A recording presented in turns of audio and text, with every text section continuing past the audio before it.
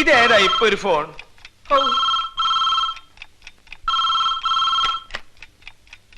Iyengar here. ആരാ? ഇത് ഞാൻ തന്നെ സ്വാമി. ഒരു ദർശനം കിട്ടാൻ എത്ര പ്രാവശ്യം വിളിക്കണം സ്വാമി? ഫോണിലൂടെ ദർശനം സാധ്യമല്ലെന്ന് അറിഞ്ഞൂടെ മഹാരാജാവേ? ഇതിലൂടെ ശബ്ദസുഖം മാത്രം. ദർശന സുഖത്തിന് നേരത്തെ ബുക്ക് ചെയ്യണം. ആ, കക്ഷി നമ്പർ 437 എന്താ ഇത്ര ചിരിക്കണത്? ഞാനിവിടെ ദേ ഇത്തിരി പാല് കുടിക്കാനുള്ള പുറപ്പാടിലാണ്. അത് വീണ്ടും പ്രശ്നമാവുന്നല്ലോ സ്വാമി. ഏത് വീണ്ടും പ്രശ്നമാവുന്നു? ആ കുമാരന്റെ ശല്യം വീണ്ടും പ്രശ്നമാവുന്നു. അവരുടെ ആൾക്കാരിൽ ചിലർ അത് കുത്തിപ്പൊക്കാൻ ശ്രമം തുടങ്ങിയിട്ടുണ്ട്. അന്നേ ശവം ദഹിപ്പിച്ച സ്ഥിതിക്ക് ഇനി ഒരു പോസ്റ്റ്മോർട്ടത്തിന് സ്കോപ്പില്ല. വല്ല തീ ഉണ്ടാവുകയാണെങ്കിൽ അത് അങ്ങോട്ട് ഊതിക്കെടുത്ത. ഇതൊക്കെ ഞാൻ അങ്ങോട്ട് പറഞ്ഞു തരണോ? എന്തിനാ ഒരു ഫോണിന്റെ കാശ് കളയണേ? രഹസ്യമായ വല്ല മുൻകൂർ ജാമ്യവും വേണ്ടി വരുമോ? മുൻകൂർ ജാമ്യം ഇപ്പൊ വേണ്ടത് എനിക്കാ, ഈ ഫോൺ ശല്യം കുറയ്ക്കാൻ. എടോ, താൻ അവരെ ഒന്ന് വരട്ടടോ. വരട്ടിയിട്ട് നടന്നില്ലെങ്കിൽ തട്ട്. എന്നിട്ടൊരു വക്കാലത്തും കൊണ്ട് ഇങ്ങോട്ട് വാ. He is a dirty creature, but better than me.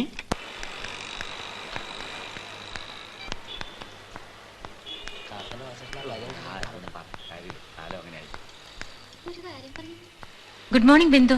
Good morning. ശ്രീദേവിയുടെ സീറ്റ് ഇരിക്കുന്നതിന് മുമ്പ് സാറിനെ ഒന്ന് കാണാൻ പറഞ്ഞു.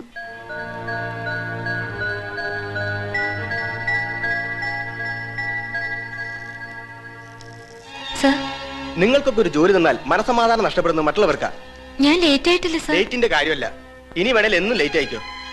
ഇന്നു മുതൽ കുട്ടി ഇവിടെ വരണ്ട. നിങ്ങളവിടെ ആവശ്യമില്ല. സർ, കുട്ടിയുടെ അച്ഛൻ ഒരു വലിയ മനുഷ്യനായിരുന്നിരിക്കാം, ഒരുപാട് കാര്യങ്ങൾ ചെയ്തിട്ടുണ്ടാവും.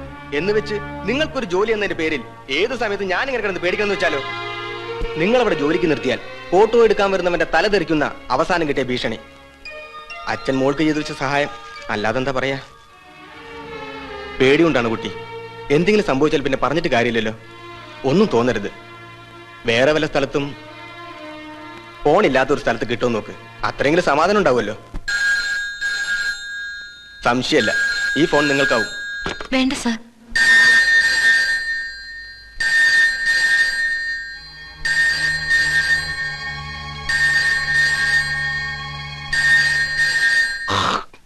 ഫോണിലൂടെ ആരോ എപ്പോഴും ഭീഷണിപ്പെടുത്തുന്നു, അതുകാരണം ജോലി തെറിച്ചു എന്നൊക്കെ വൃത്തിയായി എഴുതിയിട്ടുണ്ട്. ഇത് വെച്ച് ഞാൻ ആരെയാ കസ്റ്റഡിയിൽ എടുക്കേണ്ടത്? ആ ഫോണോ അതോ സ്റ്റുഡിയോ ഉടമസ്ഥനെയോ? ഇങ്ങനെ ഇരുട്ടി തപ്പുന്ന ഒരു പരാതിയും കൊണ്ട് വന്നാൽ എങ്ങനെയാ? ഇനി നിങ്ങളെ പിരിച്ചുവിടാൻ വേണ്ടി അയാൾ മനഃപൂർവ്വം ഒരു ഭീഷണി ഉണ്ടാക്കിയതാണോ? അവനെ എടുത്തിട്ടൊന്ന് പെരുമാറിയാലോ? സർ, എന്റെ അമ്മയുടെയും വിഷമം മനസ്സിലാക്കണം. എന്റെ അച്ഛൻ മരിച്ചു. അച്ഛനുണ്ടായിരുന്നപ്പോഴേ ഇത്തരം ഭീഷണികൾ വരാറുണ്ട്. ഇന്നത് ഞങ്ങളെ ശ്വാസം മുട്ടിക്കുക. ദയവ് ഇതൊന്ന് അന്വേഷിക്കണം.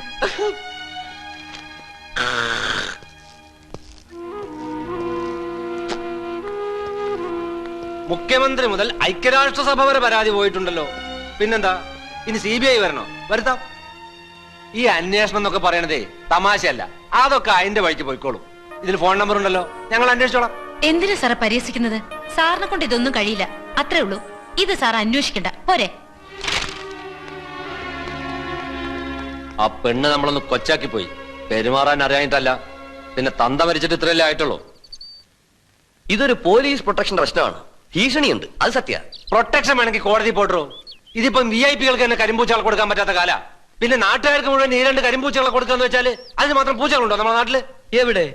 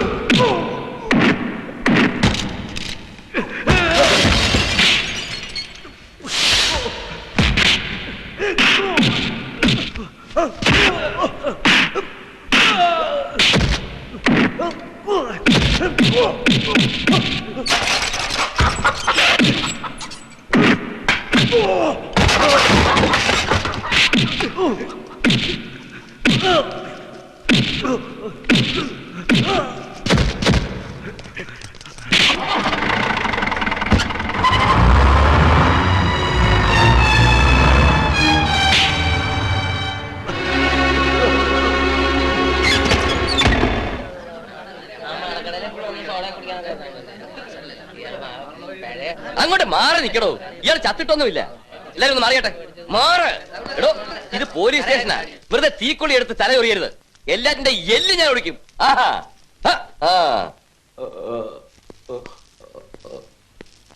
സാറിങ്ങോട്ടൊന്ന് ഒരു കാര്യം പറയാനുണ്ട്. സാറ് വിവരം സർക്കിളിനോട് ചോദിക്കുക. അല്ലാതെ ഇതെടുത്ത് അകത്തിട്ടാൽ അത് ലോക്കപ്പ് മർദ്ദനമാവും.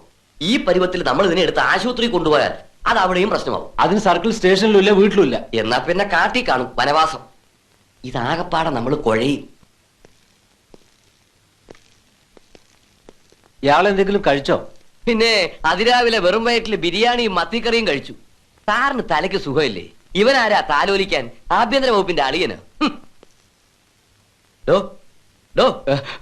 തന്നെ എനിക്ക് നേരത്തെ അറിയാം.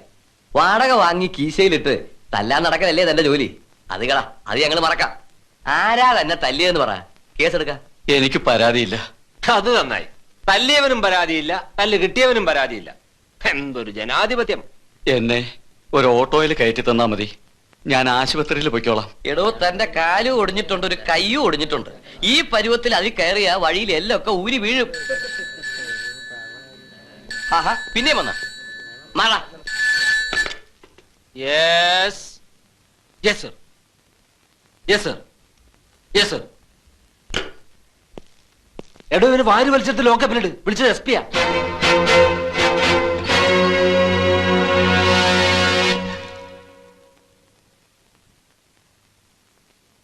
ഇന്നിത്തിരി നേരത്തെ ആണല്ലോ വിളക്ക് കത്തിച്ചത്.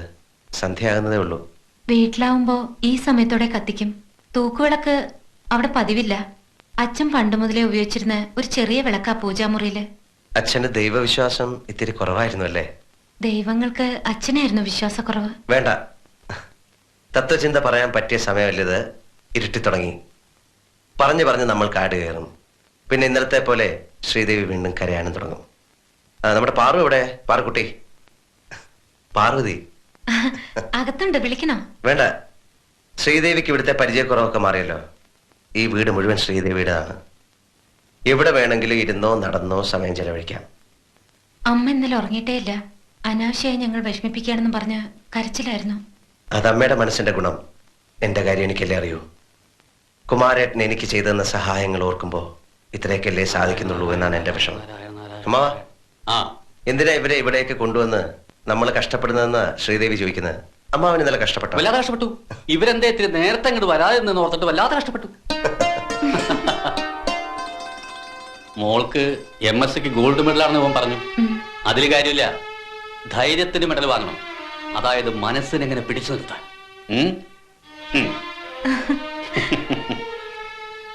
അതിന് അതങ്ങനെ ആടിക്കളിക്കുന്ന മനസ്സൊന്നുമില്ല അമ്മാവ. അതെങ്ങനെ നിനക്ക് മനസ്സിലായി? മനസ്സിലായി. ഇപ്പൊ അത്രയും മനസ്സിലാക്കിയാ മതി.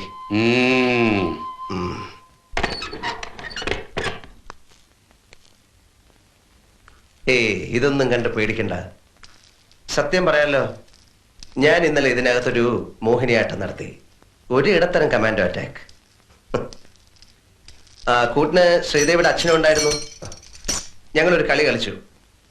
ആകെ തട്ടി മുട്ടി ഒരു ബഹളം, അത്രേ ഉള്ളൂ.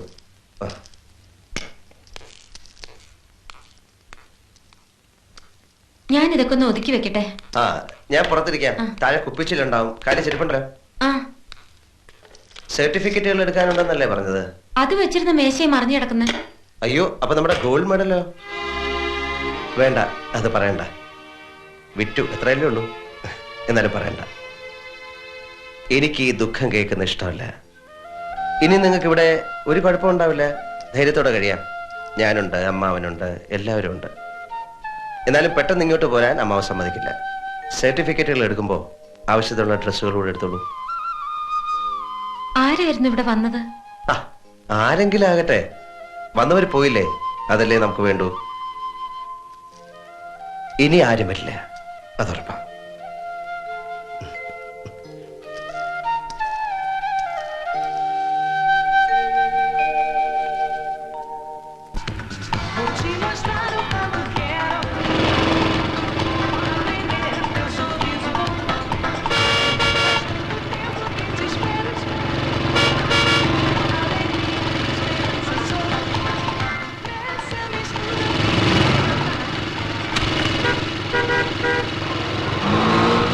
ആരാടത്? അറിയില്ല സർ.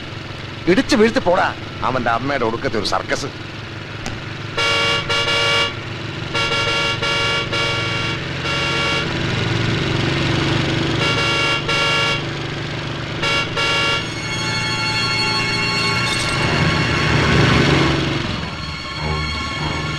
ഒന്ന് കത്തിച്ചു വിടടാ.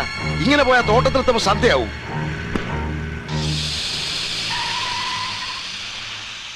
എന്താടാ? ടയർ പോയി സാർ.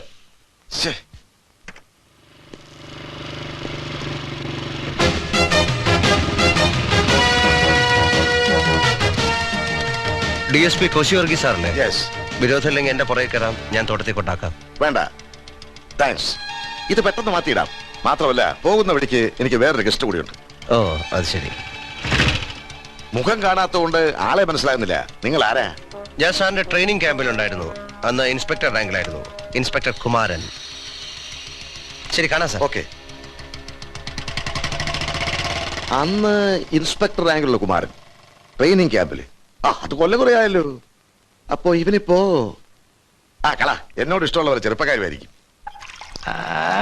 ഇവിടെ വാടാ.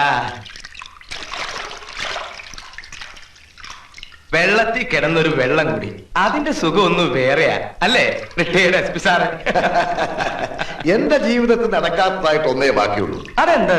ഇതുപോലെ ഒരു കുളം, അത് നിറച്ച് ഫോറിൻ വിസ്കി, അതിലിറങ്ങിക്കിടക്കാൻ പ്രത്യേകം ഒരു തരം ജാക്കറ്റ്, എന്നിട്ട് സദ്യക്ക് ഇങ്ങനെ മോര് കുടിക്കുന്നത് പോലെ അതിലെങ്ങനെ ഇരുന്ന് കൈകൊണ്ട് കോരി കോരി കുടിക്കുക. എന്തൊരു സുഖം!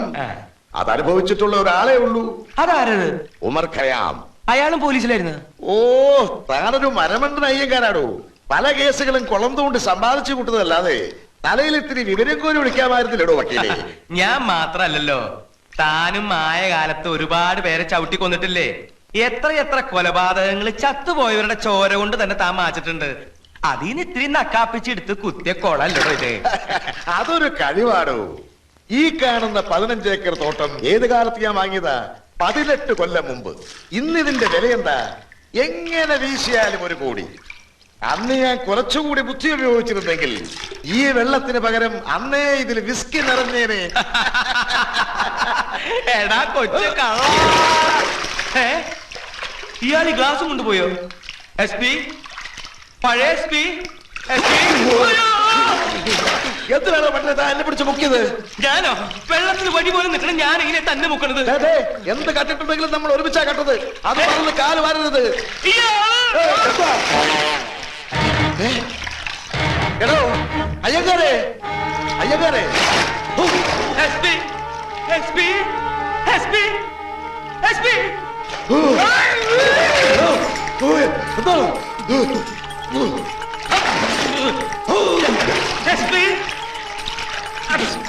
SP.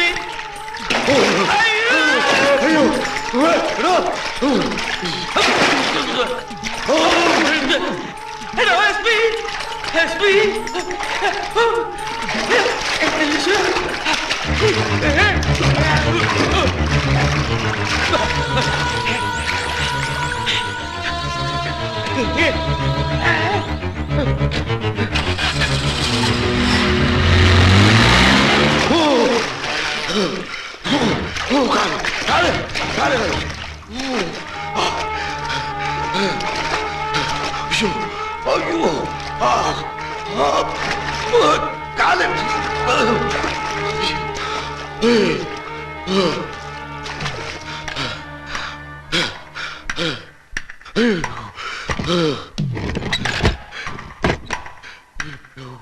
എന്തമ്മേ, എന്തായിരുന്നു വെള്ളത്തടിയില്? മുതലയായിരിക്കോ? ഏയ്, കുളത്തിനടിയിൽ എങ്ങനെയാ മുതല വരിക? ഓ, ഓ.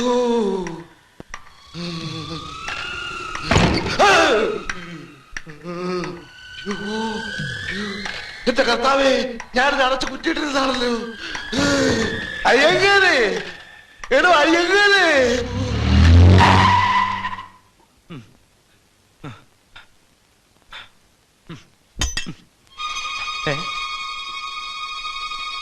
ആരാ ആരാ കാറിനകത്ത്? എന്നെ കൂടാതെ വേറൊരാൾ?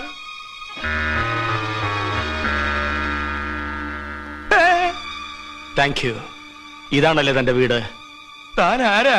തന്റെ ചത്തുപോയ പെരിയപ്പ മുത്തുപ്പട്ടൻ. എന്നെ പിള്ളേ സൗഖ്യമാ? പെരിയപ്പാ? ഓ, നീങ്ക വന്നേ? ഉന്നെ കൊല്ലറുക്കടാ കണ്ണേ. ഇത് അഡ്വാൻസ്, ബാക്കി പുറകെ വരും.